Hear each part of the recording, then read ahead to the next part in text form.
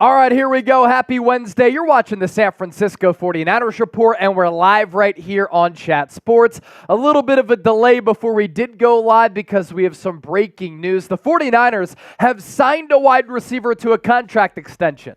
It's not Brandon Aiyuk, though, but it is Jauan Jennings, and we'll get to that coming up here in just a little while. On top of that, the Niners are about to take the field at the SAP Performance Center for OTAs. It's the second week of organized team activity, so we'll pass along some practice updates, and of course, we're going to chop it up and talk about the latest Niners news and rumors right here on the show. The 49ers Report rundown here, some OTAs updates coming up here just around the bend. Should the Niners sign an all-pro offensive tackle who's been injured a lot over the last few years? We also have a new Brandon Aiyuk update. Niners cut candidates after OTAs, and we're going to do a mailbag. We want to hear from you, so get involved. Hop on board, join the show, use the hashtag 49ers, or send in a super chat. First, we're live here on the 49ers Report. I'm Chase Sr. No matter where you are, how you're tuned in, we appreciate you for making today's show a part of your day. And where are you watching from?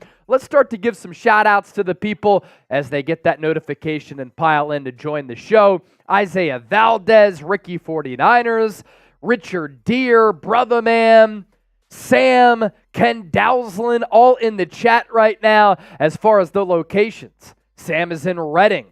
Mike is in El Paso, Texas. Lewis is in Nashville. Michael Rose, Los Angeles, California, and Ken Dowslin in Tacoma, Washington. Our super chat menu for today, if you send in a $5 super chat, going to give you a Niner mug cheers. $10, you can sign the Toby Willis helmet. $20 will crank out some push-ups. $50 for a beer bong. And if you send in a $100 super chat, San Francisco shirt is going your way. We also want to hear from you. A couple of ways for you to get involved. Use the hashtag 49ers or send in a super chat. And Chip, we can pop up that tweet from Adam Schefter that the 49ers have signed Jauan Jennings to a 2-year contract. And as we know, and we talked about on the show, Jauan Jennings did not show up to OTAs last week. It, of course, was a voluntary practice session. We don't have to worry about that any longer. And at the time, we were talking about how Jauan Jennings did not sign his restricted free agency tender, which would have paid him for 2024 $4.9 million. Well, now he has a brand new shiny deal. It's a 2-year contract worth up to $15.4 million, and that includes $10.5 million in guaranteed money for Third and Jauan, who always seems to be in the right place at the right time, Mr. Money Down, Mr. Clutch, the ultimate blocker as a receiver, epitomizes what this organization is about: toughness, swagger, improving upon your craft. And Adam Schefter noting that the deal was negotiated and confirmed by his agents, Drew and Jason Rosenhaus. Jennings did not sign his free agency tender, and instead, he does this deal, which is akin to a 1-year contract extension. So this contract for Jauan Jennings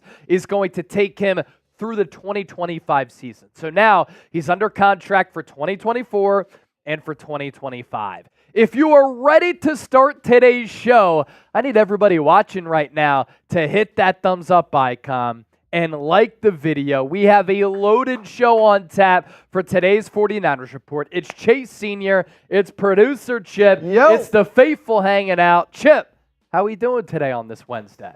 Doing great. You know the Niners had to get some moves going right as we were about to go live. That's how it always goes. Yeah, every time we're about to go live, there are some moves that happen, and then we have to stall our live show to get some things together, but we're here, we're ready to break it down, and we're ready to hang out with the Bang Bang Niner gang. Awesome. Okay. That's cool. Yeah, I was just throwing it together before we came on here. Cool. Appreciate it. So if you're ready to start the show, hit that thumbs up icon. like the video. Jonathan Lamont Page, what's good, Brody? Already using the hashtag 49ers. I love it. Fluffy Ninja really approves of this Jauan Jennings extension. Niners 909. I see you as well. The Humble Haunter, Brian Vamp, Kenneth Barrett, Joseph Boyd, Brother Man, Robert Ferrante tuned in from New Mexico, Brother Man in the Big Apple. There's, of course, plenty to get to here on the show. In case you're just joining us, here's everything that we're talking about. In addition to Jauan Jennings signing that 2-year contract extension, Niners OTAs updates.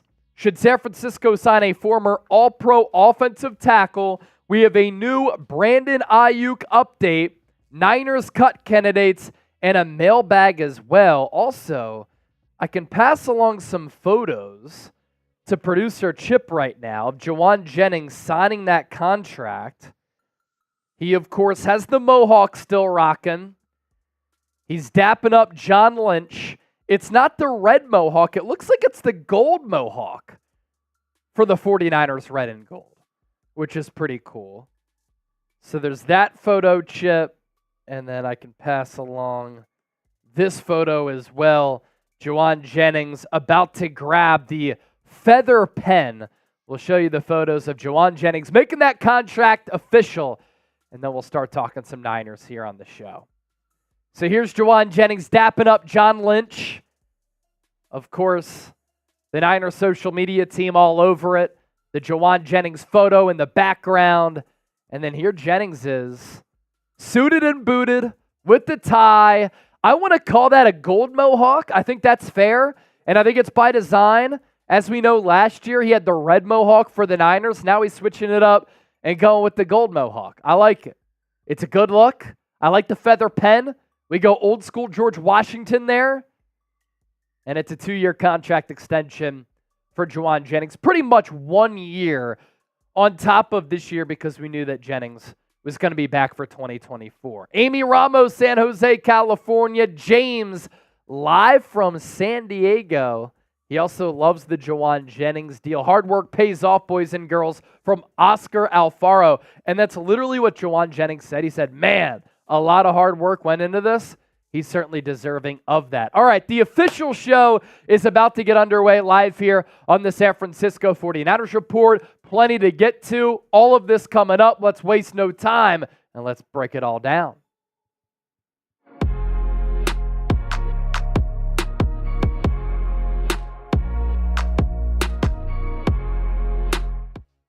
All right, let's do it. Welcome into the San Francisco 49ers Report by Chat Sports. I'm Chase Sr. No matter where you are, how you're tuned in, we appreciate you for making today's show a part of your day. And coming up, should the Niners sign former All-Pro offensive tackle David Bakhtiari, who's been off injured but at his peak, an excellent player, because as we know, the Niners need to address the offensive line still. And also a new Brandon Aiyuk update. The Niners confident that they can extend him and have him around with this organization for the long haul. First, I've been putting out a lot of social media content, more short-form content in addition to the long-form videos that you see right here on YouTube. If you want to give me a follow to stay in the know and interact with me, you can find me on X at Chase_Senior and on Instagram at Chase_Senior. Both platforms really blowing up. Really appreciate the support. So a question that I have received often from the faithful over the last couple of days, and honestly, dating back to the last couple of weeks, is this. Chase, should the 49ers, given their offensive line problems, especially at right tackle, give David Bakhtiari a chance to crack this roster?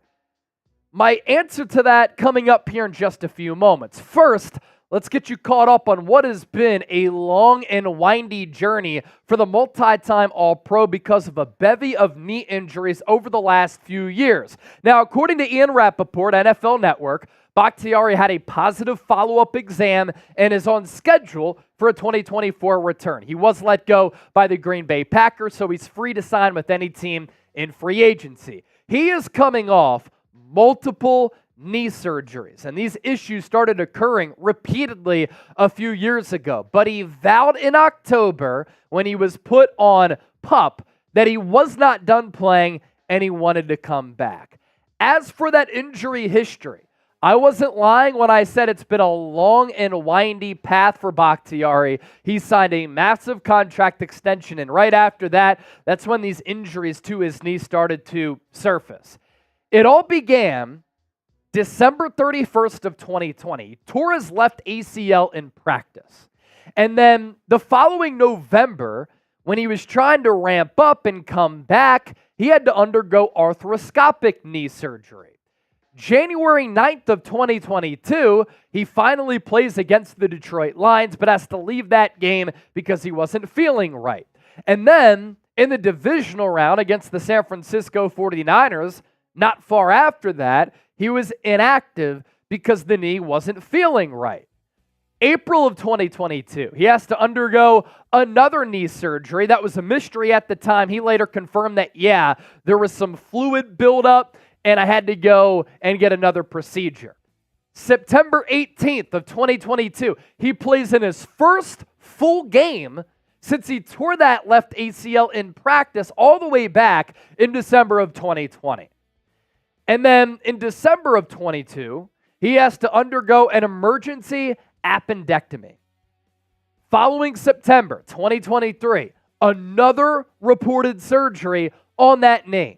So in totality, since tearing that left ACL in practice in December of 2020, David Bakhtiari has played in 13 games over the last 3 years combined. But the reason why a lot of people are curious about the player, one, he still wants to play. Two, the Niners need help at offensive tackle. And three, is there a chance that when he's able to stay healthy, if he can stay healthy, he can return to that form where he was a consecutive All-Pro from 2016 to 2020. This is why fans are intrigued by signing David Bakhtiari. He was an elite player for several years. Even before he was a consecutive All-Pro and perennial All-Pro, he was still one of the best in the game. He was also durable during that stretch. The Niners, they're set at left tackle with Trent Williams. At right tackle, Colton McKivitz, we all saw him give up 47 pressures last year. But here's my question, and here's my response to a lot of the people who have asked me if the Niners should go the route of at least giving Bakhtiari a chance. Can you count on him? Because the last few years, you have not been able to do that. On a tryout basis, you might be able to convince me, why not? But beyond that tryout, how is the knee going to hold up? His last full season in 2020, leading to the injury that has caused so many issues, these numbers are so elite. Overall Pro Football Focus grade of 91.8, a pass blocking grade of 91.6, run blocking grade of 86.9. He gave up 1 sack of Aaron Rodgers that year, no hits allowed, 9 pressures allowed, 753 snaps, all coming at left tackle, and he only committed 4 penalties. So issue number 1 is obvious. That's the injuries. But then let's talk about the position, because his position is also going to come into question. Can he even play right tackle? He has been a left tackle throughout his career. So my ruling on this, my final answer, I would pass on David Bakhtiari. Those who watch this show understand that I have not been a fan of Colton McKivitz's game. I don't think that he's a starting caliber tackle in the National Football League for a team that has Super Bowl aspirations. But I can't count on David Bakhtiari. It's too much of a risk for me, even considering that he's not going to cost that much money. What do you think, though? I voiced my opinions, but the beauty about the 49ers report, this platform is for you as well. Should the Niners sign him? S for sign, P for pass. Share your thoughts with me down below in the comment section right now.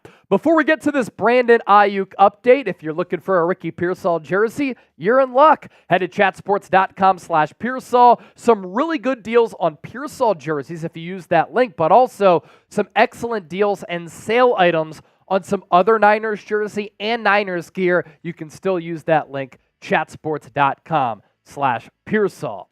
As for the latest Brandon Aiyuk update, the Niners, according to Nick Wagner, 49ers ESPN insider, feel confident they'll be able to lock Aiyuk up to a long-term deal. As for the timeline and what to look out for in the future, Aiyuk entering his 5th-year option. He's scheduled to make $14.1 million.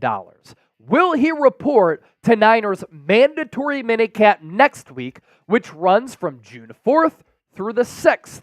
The 49ers training camp, it's TBD. The typical start time for that is late in July. And the reason that I throw out minicamp is because it's mandatory. He is not reported to voluntary OTAs. We'll see if he shows up to mandatory minicamp. If not, the Niners can decide not to find him. But that training camp start date is important because that's when pads start to pop and you start your preparations for the 2024 season. But also, that's when these previous contract extensions have been signed by some homegrown players by the Niners in the last 4 off seasons. Some of them different times than others. George Kittle, a little bit longer, August 13th of 2020. Fred Warner, before that, July 21st, 2021. Deebo Samuel, the final day of July in 2022. And then the outlier there, Nick Bosa, right before the season opener against the Pittsburgh Steelers, signs that deal, which makes him the highest paid edge rusher in the history of the NFL. He didn't sign that contract until September 6th. So that's kind of the timeline here for when we can expect to see a Brandon Aiyuk deal get done. Late July, early August.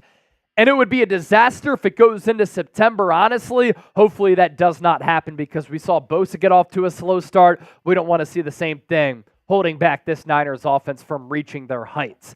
Here's what Nick Wagner of ESPN had to say. He does a great job in covering the Niners. Aiyuk has not participated during the voluntary portion of the offseason program, but that's to be expected as he awaits what figures to be a lucrative contract extension.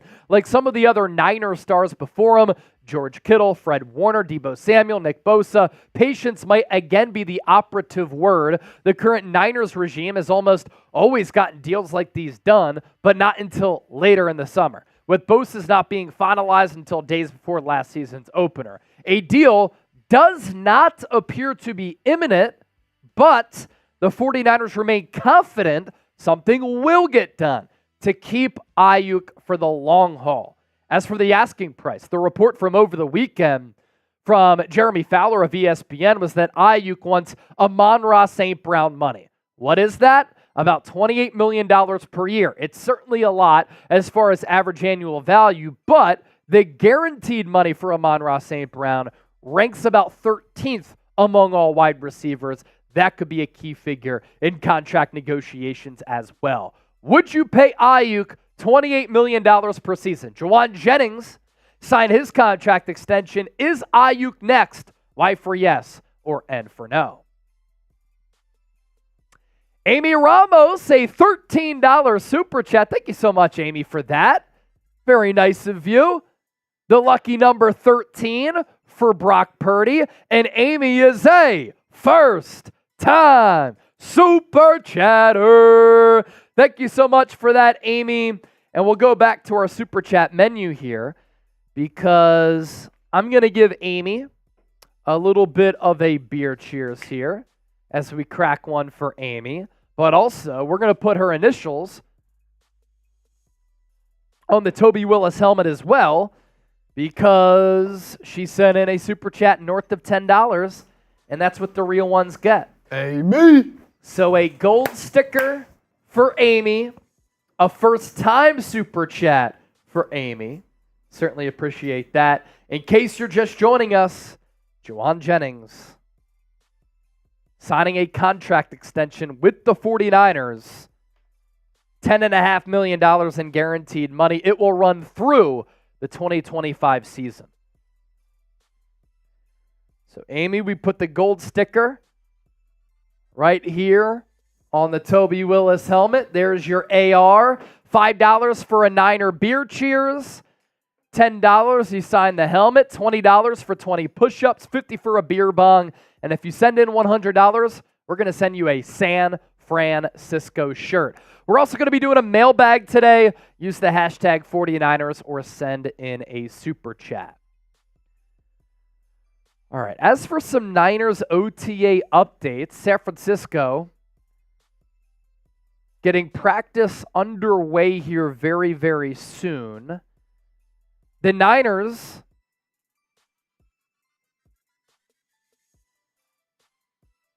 at the SAP Performance Center today And the string of events is that Jauan Jennings reported for OTAs, and some people were reporting, not sure if he signed that RFA tender yet. And then Adam Schefter breaking the news, probably got that information from Drew Rosenhaus, who negotiated that contract for Jauan Jennings, that he's signing that 2-year extension. So he gets longer security and a little bit more money. The original tender amount, $4.9 million. He can now make more than 3 times that over the next 2 years, pretty much, when you look at the math. Why? Because that deal, incentive-based, of course, is up to $15.4 million with the escalators in there, but he does get $10.5 million in guaranteed money. Still better than the $4.9 million that he had coming to him for this upcoming season. All right, coming up next, are the Niners going to make some massive changes to their roster? And is it going to be led by the efforts of owner Jed York? I'm excited to get into this. Ernesto Ojeda, Ken Dowsland, Patrick Brooks, all saying yes in the comment section. David Corona, he's back in the building saying, "What up, everyone?" What is up, David? How you doing?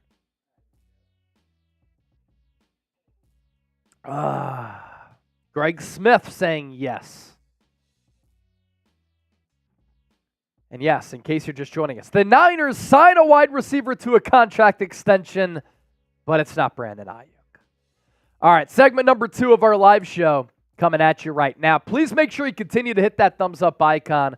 Like the video, by the way. 200 people hanging out, 25 likes away from 100. Can we get there by the end of this segment? Let's do it.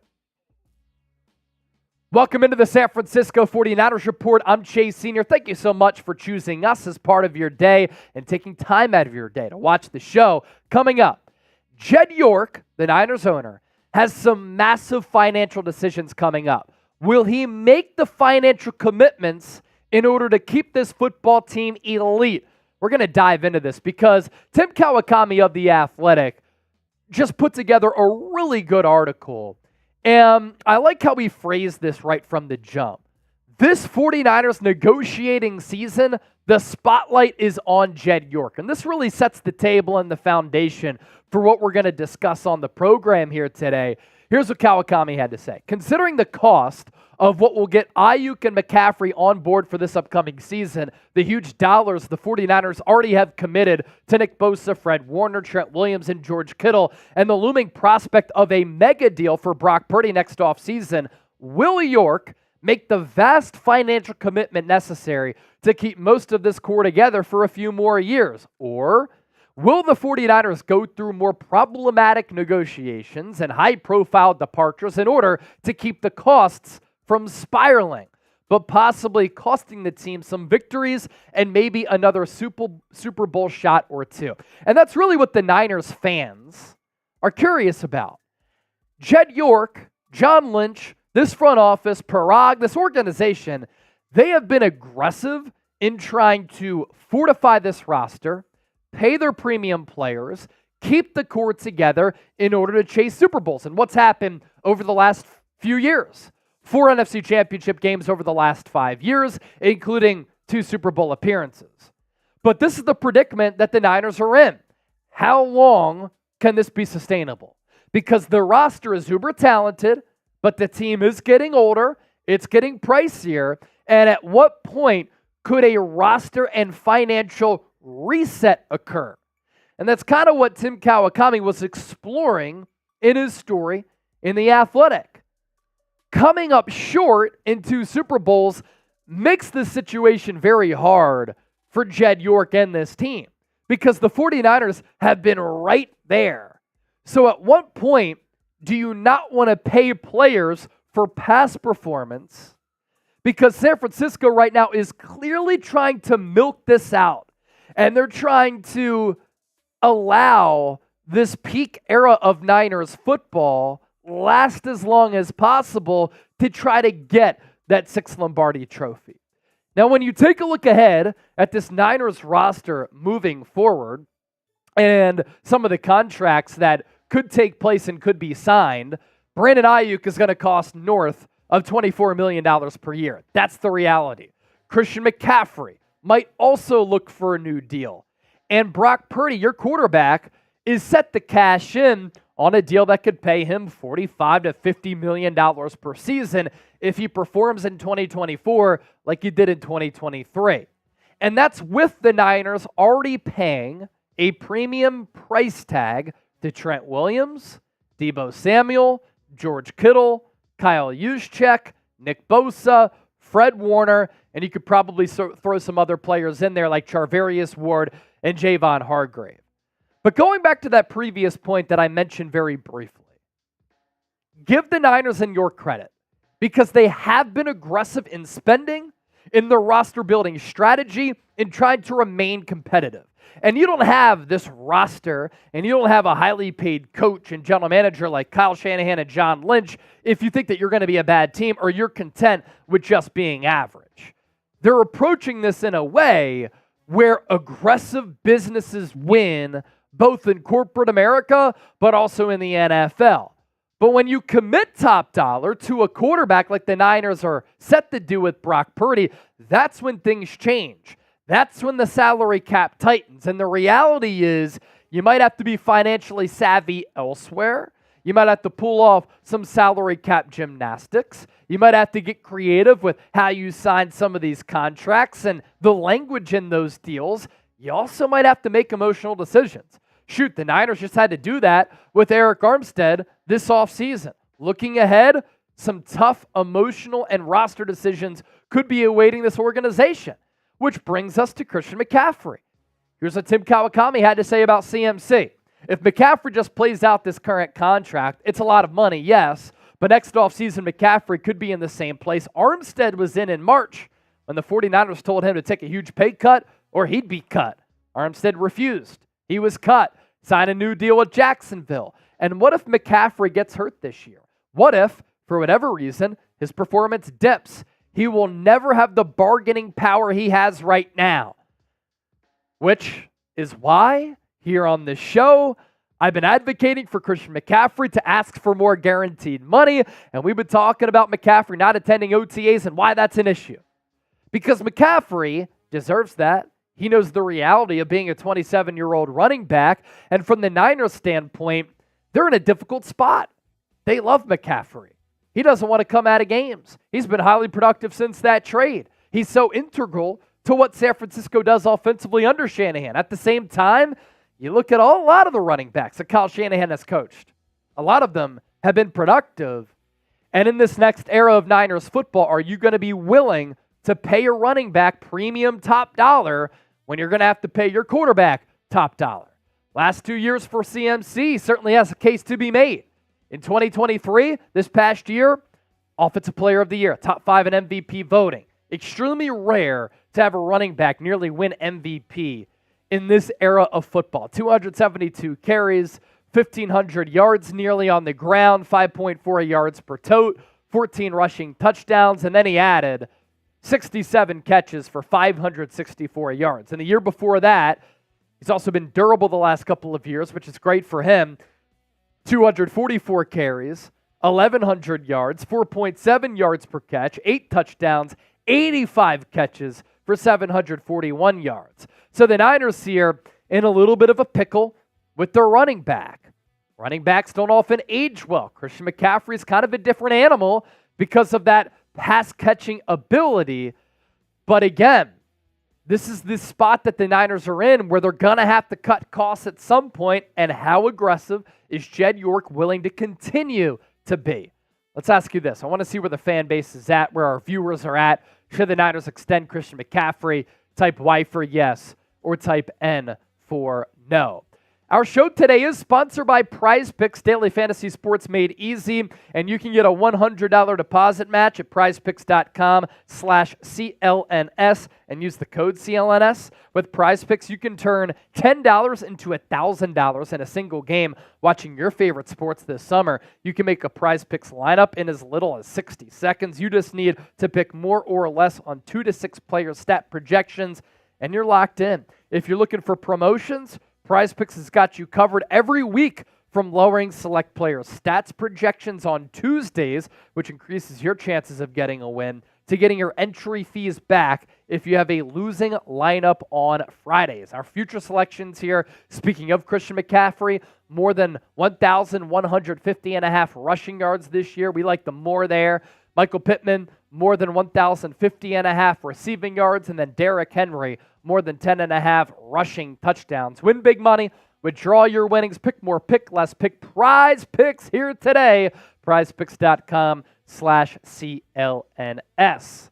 We continue this conversation here about where the Niners are at and what Jed York might have to do or what he might not do as far as his financial commitments for this team and this roster. The good news here, and I don't want anybody to panic, is that the Niners, they are a cash cow. And if they continue to win games, that allows them to continue to make money, and then that allows them in turn to be able to continue to spend money. And when you have a global brand, a nationwide brand, and an avid fan following, that helps the bottom line because the Niners raking in cash. Kawakami with some more great insight here. Forbes' most recent valuation of the Niners at $6 billion. That ranked 9th in the NFL with an annual profit of $152 million.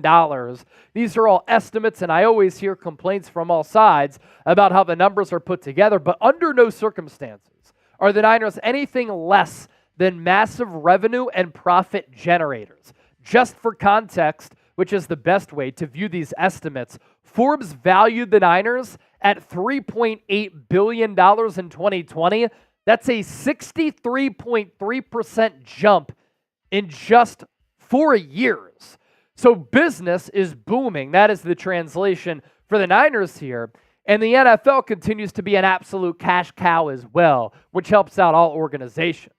But when you are running a business, you still have to manage profits. And you take a look ahead at the Niners' marquee 2025 free agents, it's safe to say that with the increasing price of this Niners team, a good chunk of these players might not be back for 2025. Charvarius Ward, he's going to demand top dollar. He was just the second team All-Pro, but he's also getting a little bit older. Malik Collins on an expiring deal. Dre Greenlaw on an expiring deal. Jauan Jennings on Wednesday signed a contract extension, so you could take him off this list. Brandon Aiyuk hasn't yet signed a contract extension. Aaron Banks, Deommodore Lenoir, Talanoa Hufanga, John Feliciano, and Elijah Mitchell. And you look at how many starters are on that list. Charvarius Ward, Collins, Greenlaw, Jennings, Aiyuk, Banks, Lenoir, Hufanga, Feliciano. That's a lot of games played and a lot of experience that could be walking out of the door so that San Francisco can afford to continue to pay some of their top players on this roster, which is going back to the point that some difficult emotional and roster decisions might have to be made. And that's without a Purdy extension being inevitable because technically he is not going to be and is not a 2025 free agent. On the Niners' cash commitment here, according to Spotrac's updated figures, the 49ers already have $305 million in cash commitment, base salaries plus bonuses paid out for this season. That's the fourth most in the league, behind only Cleveland, Philadelphia, and Detroit. And those other teams already have large quarterback commitments. The 49ers have all this money tied up, and they still have the Purdy deal to do next offseason, and they already have the fifth most cash committed, $217.5 million for the 2025 season. And this is why here on the 49ers Report, we've been talking about some of these tough decisions looming. That's a lot of money already tied up into 2025. And that's why there's so much pressure on this team to get the job done. Because when you win the Super Bowl, it's a lot easier to make some roster cuts. When you don't, you go back to what we discussed a few moments ago of trying to milk it out because you still believe that you can win that title, and you're so close. So stay tuned. Things certainly going to be interesting for this organization, for this team, for this roster, and these players moving forward. I leave you with this. Will the Niners win a Super Bowl in the next 5 years? W for win, L for lose. I say they do. That is my prediction. More super chats coming in. Joker the Hero with the $15 super chat. Diehard fan here since 1978. Use my real initials, JC. Can't wait to see Brock Purdy go off on the field this year. My boy JC, we're going to give you a gold sticker. Put you on the helmet. Thank you so much for that super chat there. Yes, sir. Hey, we got the same initials. Look at that. Jake Chipper, Joker the Hero, both JC. Cerebral Assassin. What's up, Cerebral? Did you ask AI to make you that photo for the profile picture? I like it. It's kind of like a Dragon Ball Z character. Yeah, that's what it is. Yep. Rocking some Niners gear. Here's our super chat menu. Another beer cheers, excuse me. For that $5 super chat that came in. $10 gets you on the Toby Willis helmet. A great donation from one of our loyal viewers. $20, we'll do 20 push-ups. 50 for a beer bong, 100 for a San Francisco shirt. As for some updates here, videos just starting to be taken from Niners OTAs. Jauan Jennings is partaking in practice after signing that 2-year contract extension worth up to $15.5 million. It's good to see number 15 there. What's interesting is that the Niners still drafted Ricky Pearsall. You thought maybe Ricky Pearsall was going to be a Jauan Jennings replacement because they both operate out of the slot. Do the Niners see Ricky Pearsall as an outside wide receiver? And because of that, could he take over for an Aiyuk or a Debo in the future? One more segment to get to before we do our mailbag, and let's hear from you. Hashtag 49ers or send in a super chat. Just past 100 likes. Y'all got it there. We said by the end of that last segment. Keep hitting that thumbs up, baby. Let's go. John Wallace, third and Jauan. He's back. A lot of W's in the chat. People thinking the Niners will win a Super Bowl in the next 5 years. A lot of W's. Yep. Greg Smith, Leland J, Spaceman. What a name. Spaceman on Earth. Spaceman on Earth. About to depart. 6 W's from David Corona. Are you saying 6 in a row? 6 Super Bowls in a row? 6 in a row here? I Little did dynasty? that. John Chapman with a tweet here. Just for perspective, Robert Woods is currently getting $7.6 million per year. That's insane value for the Niners. And he's talking about, obviously, Jennings. 2-year extension worth up to 15.4, but 10.5 guaranteed. So it's pretty much 5.2 the next 2 years, at the very least.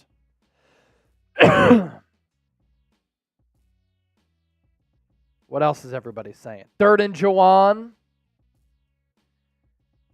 El Grillo, why don't you guys take shots of the Niners Gold Bar whiskey? Do you want to send me a bottle? I have some friends who have the Gold Bar Joe Montana whiskey. How much does that cost? Because maybe that's something that we can do during our watch parties. I have not had it. The bottle is really, really cool. Let's see.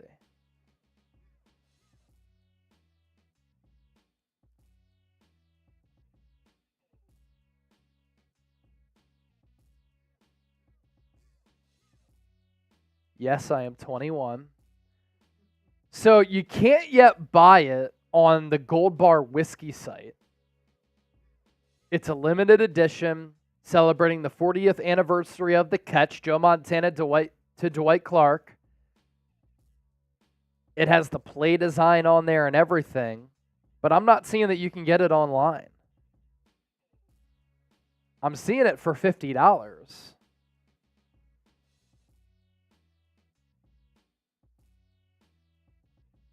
But it says coming soon. So it's hard for us to get it if we can't order it.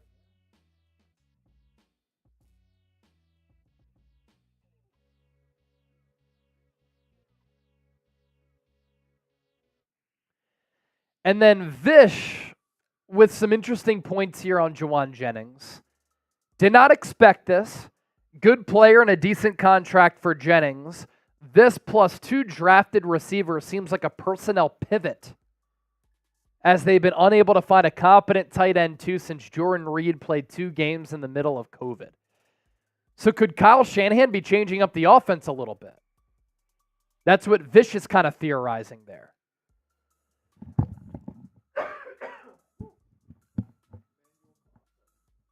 I know. Cough button would be nice.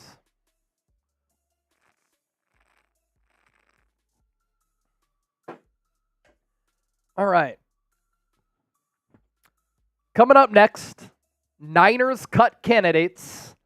Players San Francisco could cut following OTAs. Let's dive into segment number 3. Segment number 4 is a mailbag. As far as some practice updates from OTAs, other than Jauan Jennings being there, nothing else on that front. And in case you're just joining us, Jauan Jennings signing a 2-year contract extension today that we'll continue to discuss here on the show. Coming up on today's San Francisco 49ers report, with Niners OTAs in the books and minicamp coming up next week, we're going to take a look at a new list of Niners cut candidates, players who may have struggled during OTAs, who could be on the chopping block for San Francisco during 53-man roster cut down day. Cut candidate number 1 is cornerback Ambry Thomas. He's going into the final year of his contract. He continues to be a bad practice player, and on the game field, he has been so inconsistent, up and down, and at this point, can this coaching staff count on him? I have my doubts about the coaching staff's trust in Ambry Thomas because it has waned throughout his career. The former third-round pick has shown glimpses of playing well, and then he really struggles. Sometimes he's not in the coach's doghouse. Sometimes he is. So all of these are reasons why Ambry Thomas could get cut. He's just a bad practice player. And Kyle Shanahan wants to see, can you translate quality practice play onto the game field? If you do that, that will allow us to trust you in real life, real game situations. And I think that's part of the reason why Ambry Thomas in 2021 down the stretch performed well.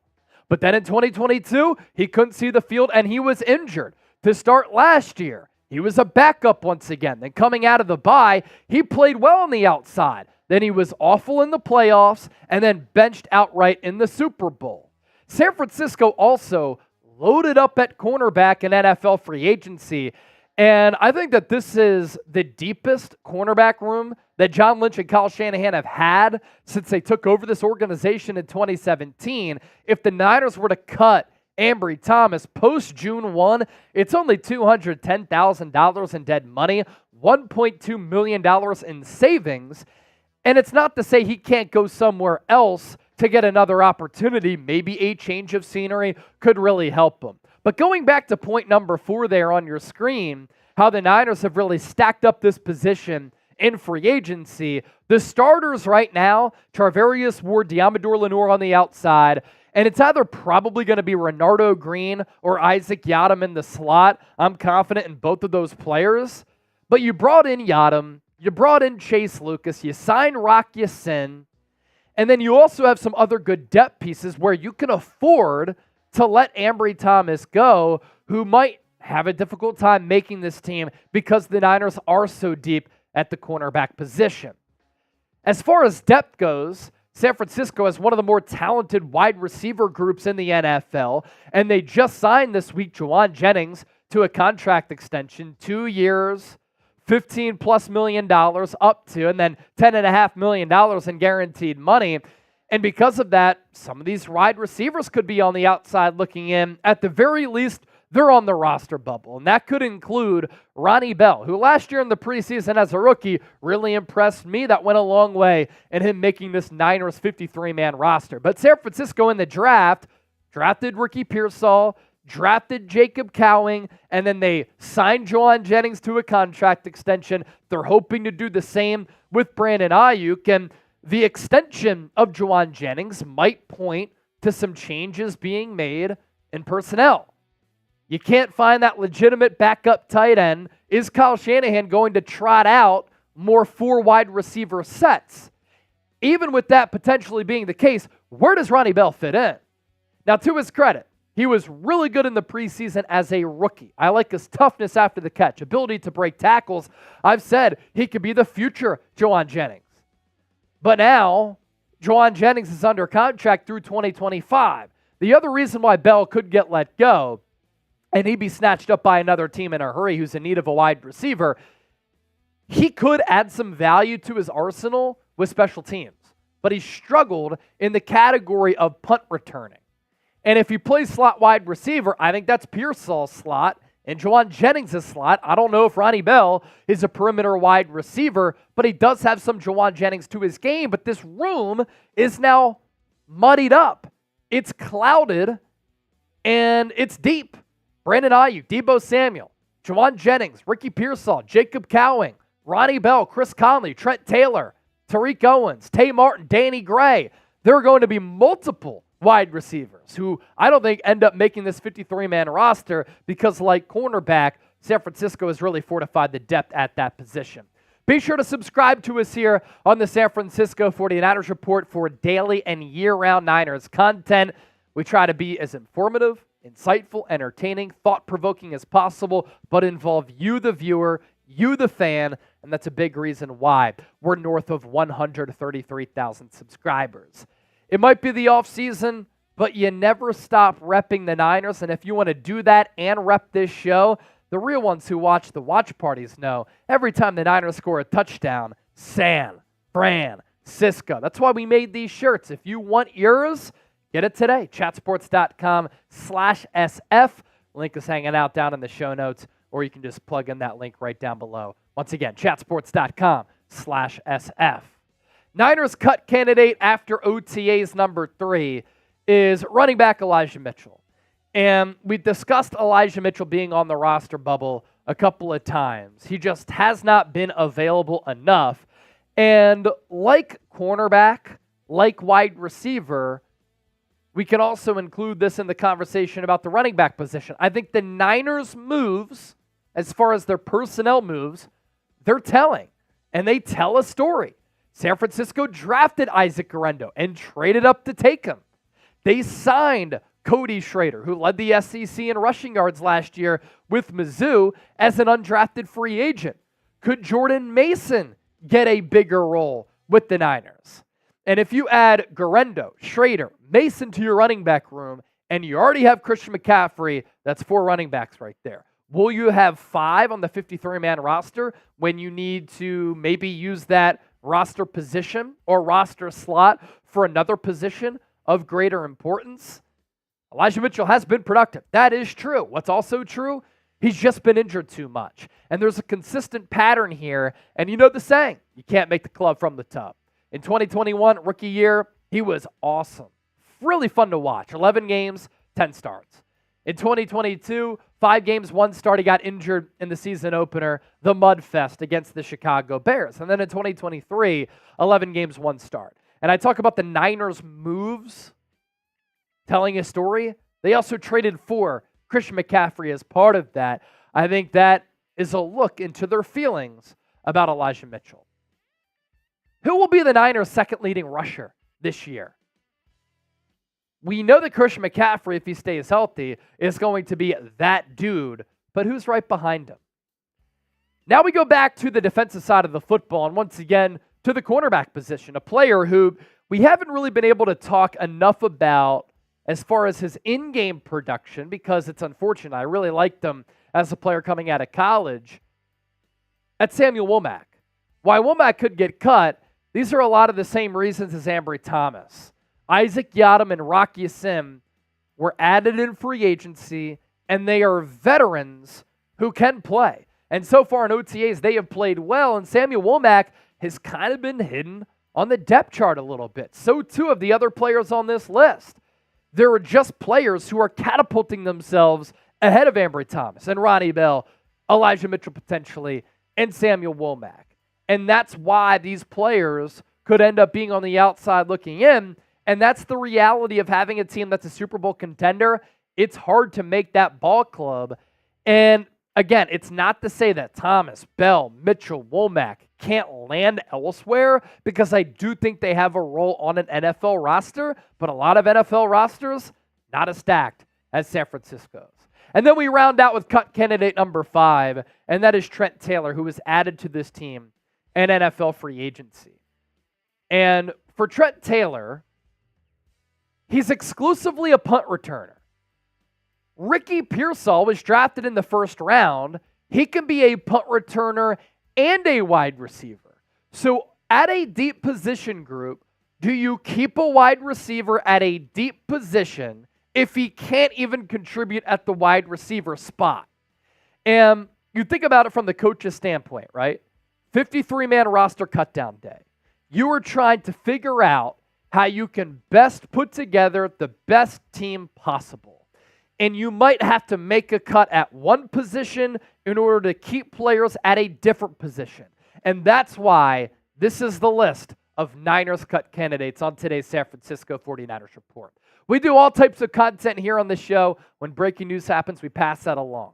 We give you in-depth and thought-provoking analysis. We also really love interacting with everybody, and our consistency, that's also there. That's why you hit that sub button for daily and year-round coverage of the Niners, from live shows to regular videos like this to watch parties. We do it all. Make sure you give me a follow on X and Instagram, by the way, at Chase_Senior, if you further want to interact with me and you want to see some of the short-form content that I put out there. Going to the Super Chat, Leland and Jay. Thanks, Chase, for all year keeping it real. Hey, man, I try to keep it real. It ain't nothing but work. It ain't nothing but work.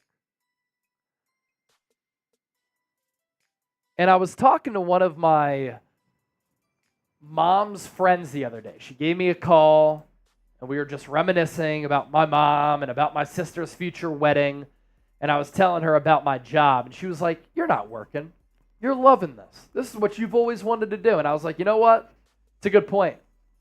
I've always had that perspective. But when you love what you do, I don't look at this as work, man. I get to talk football, get to hang out with Chip, make some good friends here at the office, interact with all of you. Can't complain at all. Here's our Super Chat menu. Cheers to that one from Leland that came in. $5, a Niner mug. Cheers. $10. You get to sign the Toby Willis helmet. $20 for 20 push-ups. $50 for a beer bong. $100 for a San Francisco shirt. You support the show. We want to say thank you back. We're going to round out with the mailbag here. Use the hashtag 49ers or send in a super chat. Will my $2 go to Chase getting a haircut? You don't like the flow, Leland. Clearly. What's wrong with the hair? What's wrong with the flow? I think it looks great. What's wrong with the flow? Sometimes the headset makes it look funky, which yeah. I don't like it. But I'll tell you what, that headset hair. How's it look? You can't really see it from there, but yeah, it's yeah, you can't see my hair. Hey, I'm just happy I have hair. A lot of people my age, they don't have hair any longer. So I'm going to rock the hair as long as I can, and hopefully that's for forever. John Wallace, Chase the GOAT, Janie Wyatt, the faithful ladies, back in the building. It's time to let Mitchell go from Johnny Dubs. We got Jeannie Wyatt J-Dub and John Wallace J-Dub. Two J-Dub legends. Last call for our mailbag, hashtag 49ers, or send in a super chat. Last chance. We got some good questions, so we will be solid. Uncle Wayne getting a question in. Good question. We'll get that on the show. Uncle Wayne. Any relation to Lil Wayne? Yeah, let us know. And we got Leon Sandcastle. All right, some updates from Niners OTAs here. Nick Wagner with a list of Niners he did not see at Wednesday's voluntary session. Charvarius Ward, Brandon Aiyuk, Chris Conley, Christian McCaffrey, Talanoa Hufanga, John Feliciano, Dre Greenlaw, Chris Hubbard, Jake Brendel, Trent Williams, Cam Latu, Drake Jackson, and Malik Collins. Nick Bosa, Fred Warner, Deebo Samuel, George Kittle, Jauan Jennings, all there. Bosa, Warner, and Kittle watch from the sideline. Jennings did some individual work and then worked on the side after signing that contract extension.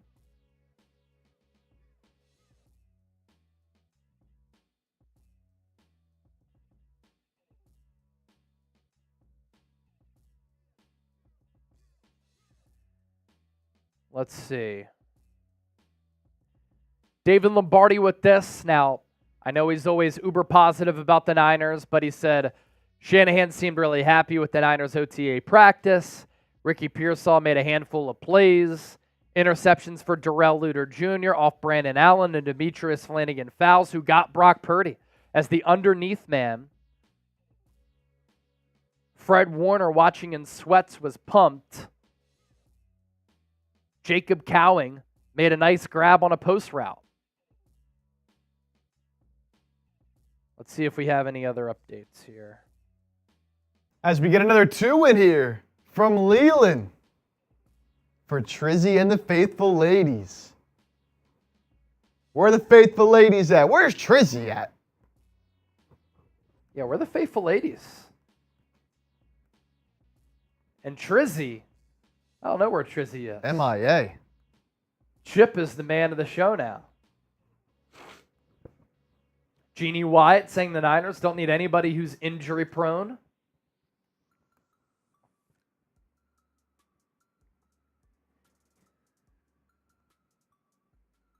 $100 super chat, and I'll do a beer boot.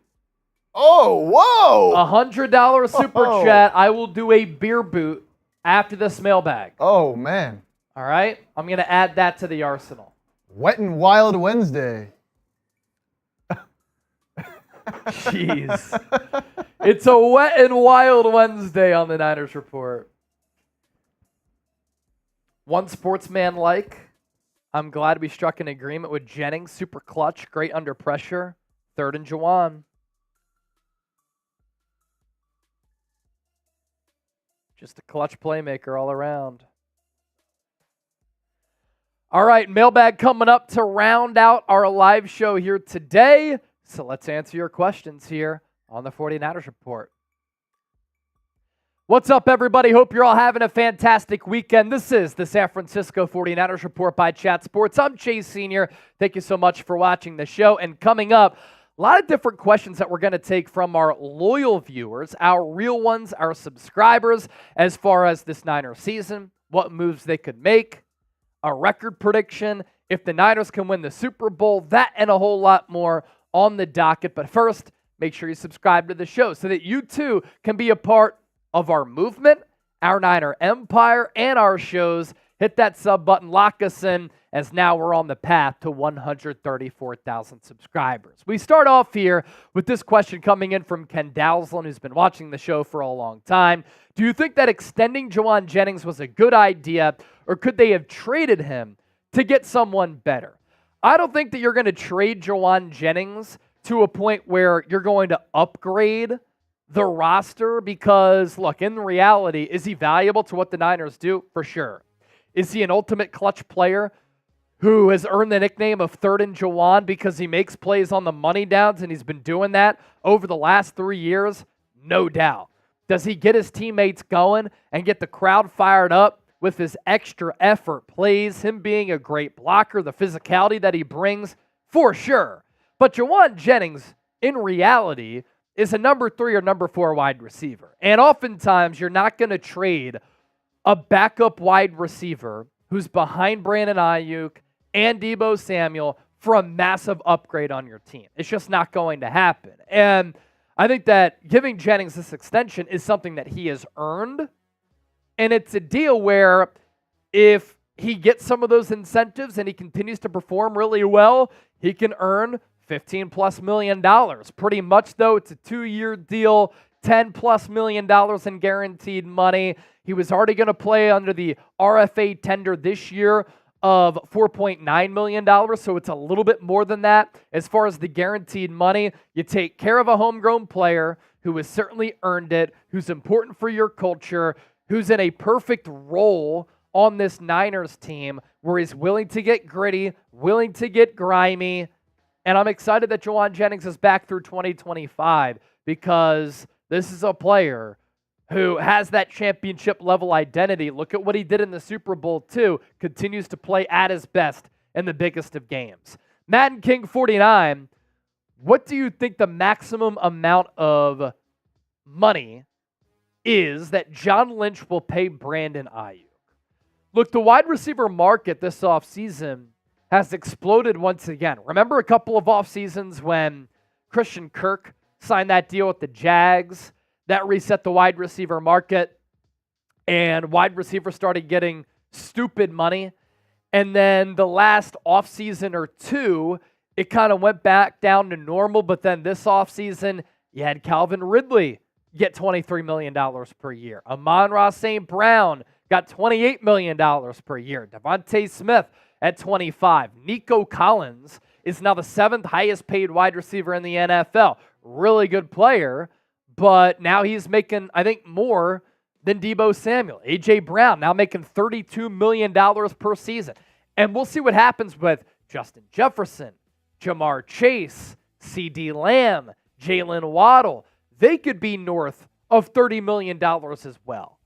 So Aiyuk's price tag, when you compare him to those other players, it's not going to be anything less than $24-25 million. To me, I think it's going to be around $28 million. What could be a deal maker or a deal breaker is the guaranteed money in that deal, which could be around $70 million. Uncle Wayne, do you think the Niners can win the Super Bowl this season? I do. I truly believe that San Francisco can win the Super Bowl and they can finally complete that quest for 6. It's been a long while since they've been able to win a Super Bowl. It's a long drought for San Francisco. They have had a lot of success as an organization. 7 NFC championship games over the last 14 years. 4 NFC title games over the last 5 years, including 2 Super Bowl berths. This team is still loaded. This team is still stacked. You have an elite head coach. You have a really good quarterback. You have a great roster offensively and defensively. To me, this is what it comes down to, Uncle Wayne. Can the Niners stay healthy? They have played a lot of football deep into seasons in now 3 consecutive years because they've made it to 3 consecutive NFC championship games and a Super Bowl. And they have the largest rest disadvantage in the NFL. The only reason the Niners don't have a great year as far as wins and losses, and the only thing that takes them away from maybe winning a Super Bowl is them getting hit hard by injuries like what happened in 2020. Sam Wiseman, Colton McKivitz has some clear holes in his game. What about Aaron Banks, though? Who would make more of an impact if replaced? So Aaron Banks, I think, is fine at left guard. I think the left side of this offensive line is in a really good spot. Aaron Banks has played at a really solid level the last couple of years. And then you have Trent Williams at left tackle. I'm fine with the left side. It's the center right side that I don't like. I think that you can upgrade from Jake Brendel. Look out for Drake Nugent. Look out for Jarrett Kingston. Maybe Dominic Pooney. Drake Nugent is a player, undrafted free agent out of Michigan, who I think at some point in the future could be a player who becomes this team's starting center. How soon? Not sure. Brendel also right now dealing with knee tendonitis, hasn't partaken in OTAs. So you have question marks there. You have question marks at right guard. Who's going to start there? Will John Feliciano start at center? That's a possibility. Will he start at right guard? Will Spencer Burford start at right guard? Will Dominic Pooney start at right guard? And then who plays at right tackle? My guy Marco Martinez, he really likes Spencer Burford at right tackle. Or at least he wants to see the Niners try him out because he played a little bit of offensive tackle at UTSA. The Niners did put him there at the preseason. I think last year he really struggled. I think he's more of an interior offensive lineman. But you also have Chris Hubbard, who's played a lot in this league. Unfortunately, I think Colton McKivitz is the best option at right tackle for this team. And I say unfortunately because that just means that you're weak at right tackle. And I think you need to be better along the offensive line. Because in the biggest of games, San Francisco has really struggled at the offensive line spot. John Wallace, are there any more players who would be willing to restructure to keep both Aiyuk and Christian McCaffrey? There are always contract restructures that can happen. And shout out to a lot of the veterans, past and present, who have done that. Arik Armstead restructured his contract a lot. George Kittle and Fred Warner have also gone about that. Will Deebo Samuel? Will Nick Bosa? I think Trent Williams restructured his contract as well last year to free up some money. So there are contracts that can be redone, restructured, but you can also get very creative with paying Aiyuk and CMC. Adding dummy years is a way to do that. Backloading deals, which allows you to afford some of those rich players now, and then you have to worry about paying them later. And then you can also restructure along the way to manipulate the cap a little bit. All types of avenues in which you can take to free up some dough. Also keep in mind, Niners have $6 million in cap space right now, $18 million coming after June 1. We'll see how the Jauan Jennings contract impacts that. That could alter those numbers a little bit, but point here being Niners are going to have some cash coming their way. Leon Sandcastle, do you think that Tanner Mordecai and Danny Gray playing in college together might produce a strong performance in camp in the preseason? Credit to you. I had never really thought about that. It could. It's make or break time for Danny Gray. He's going into year 3. I think he has one career catch. He was a third-round pick. He ran a 4.3 40-yard dash in the pre-draft process and hasn't done anything at the NFL level. And in training camp, he struggled with drops. He struggled to stay on the field. It would be awesome to have the Niners show and display a vertical threat on this team because I think it opens up a lot of things for Kittle and Deebo and Aiyuk. I just don't know if Danny Gray is going to be that guy. Maybe he's going to be able to get some good reps in with Tanner Mordecai, and they can make some things happen to improve Gray's roster standing and Mordecai's chances of maybe unseating Brandon Allen as QB3. I think he's more of a practice squad candidate, though. Be sure to hit that subscribe button here on the San Francisco 49ers Report. I always love chopping it up with all of the faithful here on the show. We try to do at least one mailbag segment every single week.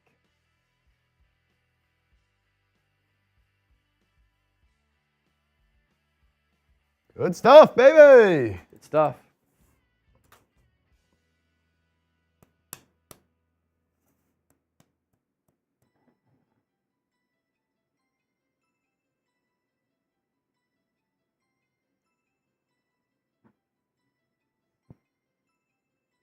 Good questions. Good show.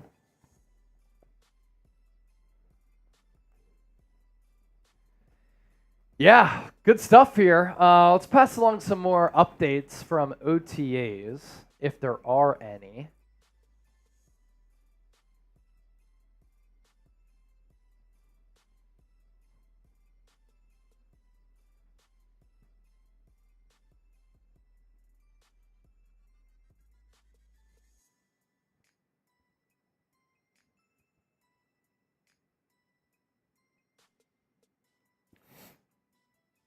Big update in the music world. What's that? Eminem's dropping his final album on Friday. I'm actually excited about that. Houdini. This is interesting. Offensive line coach Chris Forster says that rookie Dominic Pooney, third-round pick, best suited to play guard in the Niners offense, but he can also fill in as a backup offensive tackle. Doesn't sound like they have any plans to play him at center. And yes, Christian McCaffrey, Brandon Aiyuk, not on hand for Niners OTAs. I think Christian McCaffrey, as I've said, I kind of started this movement on social media, is looking for guaranteed money, a new contract, or something along those lines.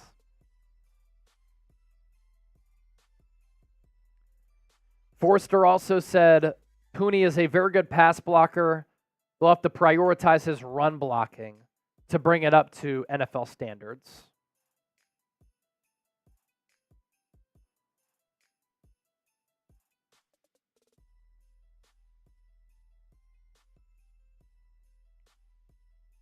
That's all that I'm seeing as far as updates here. Hufanga and Latu were working on the side.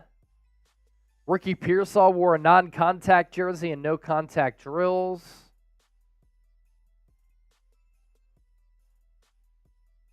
That's about it.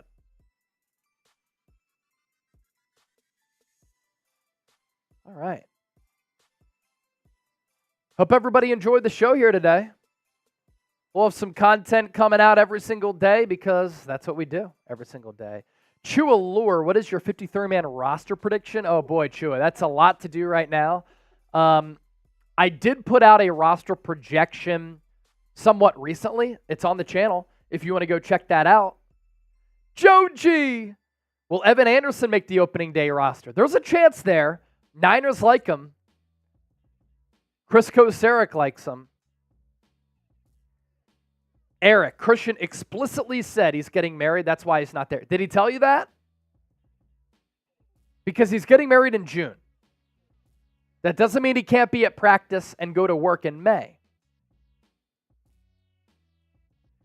I like what Trip Aces said. Just slap the voidable years for all the core players and get that chip. That's what I'm saying, man.